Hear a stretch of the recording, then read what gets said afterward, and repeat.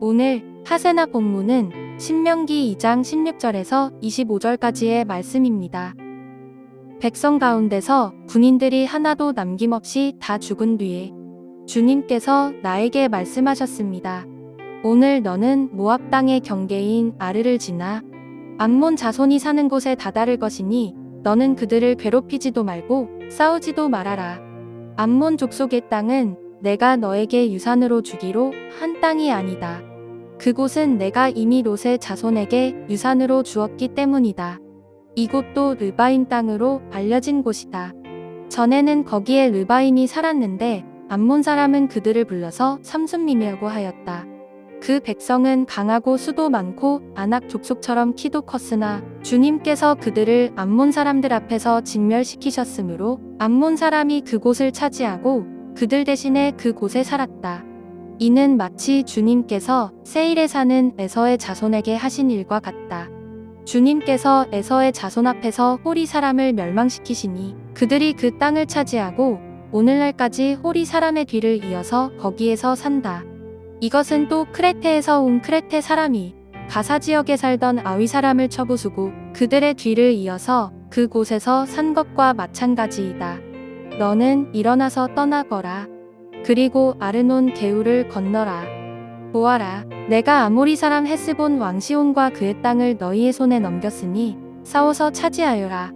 오늘 내가 하늘 아래의 모든 백성이 너희를 무서워하고 두려워하게 할 것이니 너의 소문을 듣는 사람마다 떨며 너희 때문에 근심할 것이다.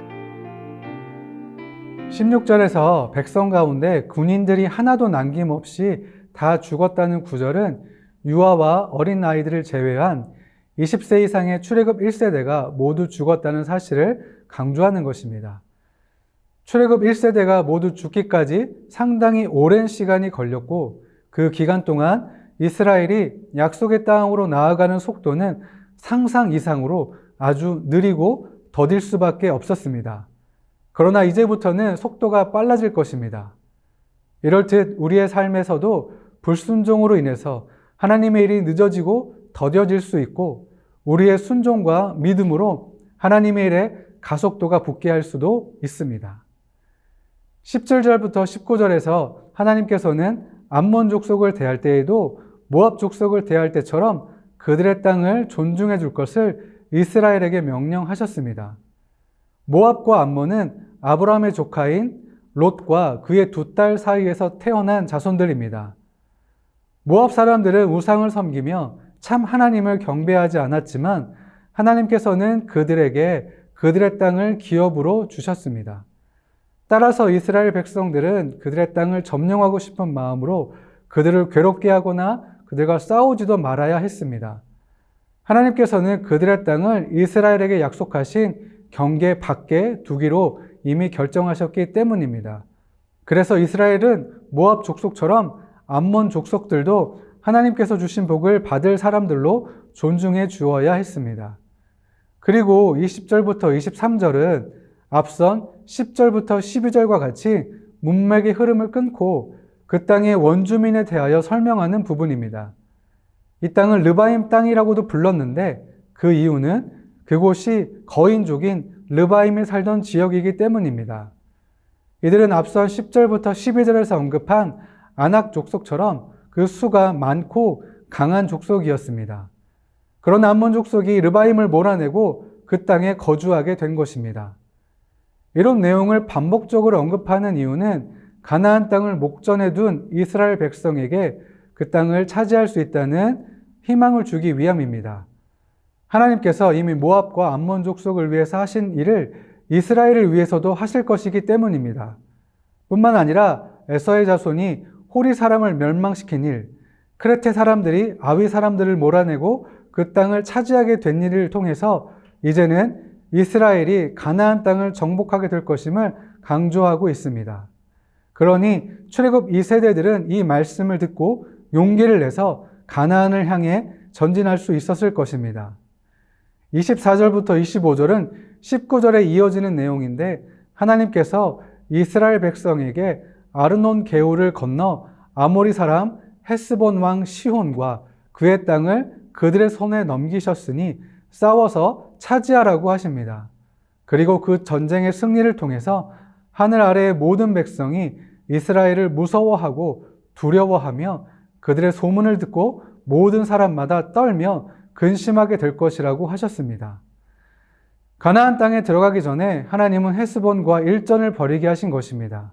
이 전쟁을 통해서 이스라엘이 강력한 군대와 강한 왕, 그리고 강한 성벽과 요새화된 나라를 이기게 되므로 가나안의 많은 왕에게 공포심을 안겨줄 수 있게 된 것입니다.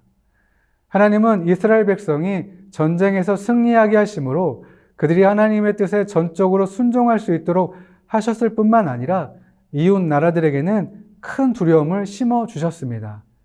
실제로 여호수아 2장 8절부터 11절에 정탐꾼들이 잠들기 전에 라합은 지붕 위에 있는 그들에게 올라가서 말하였다.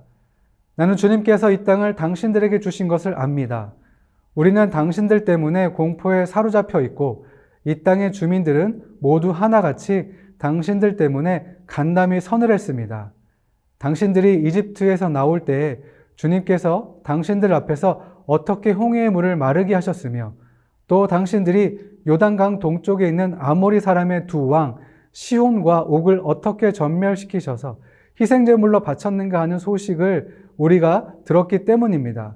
우리는 그 말을 듣고 간담이 서늘했고 당신들 때문에 정신을 잃고 말았습니다. 위로는 하늘에서 아래로는 땅 위에서 과연 주 당신들의 하나님만이 참 하나님이십니다. 라고 말한 것처럼 기생 라합의 증언을 통해서 이 사실이 증명되었습니다. 강력한 왕을 물리치고 그 땅을 정복했다는 소식으로 생기는 두려움과 공포는 이스라엘이 가나안을 정복할 때 사용한 가장 강력한 무기가 된 것입니다. 이제 이스라엘 백성에게는 하나님의 심판의 때와 훈련의 때가 지나고 약속의 땅으로 들어가는 희망의 때가 온 것입니다. 그래서 하나님은 가나안에 들어가야 할 시점에 이스라엘에게 용기를 주신 것입니다. 오늘날을 사는 우리도 수많은 적들과 위협을 마주합니다. 나의 힘으로는 도저히 이길 수 없을 것 같은 두려움에 사로잡힐 때가 많습니다.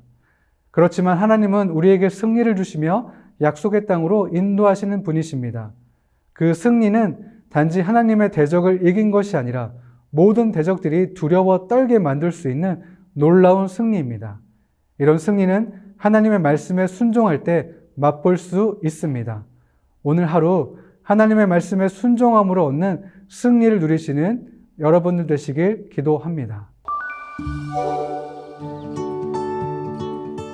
오늘의 하시조는 2024 블레싱 아우리치 튀르키예와 스리랑카, 캄보디아 팀을 위해 기도하는 것입니다.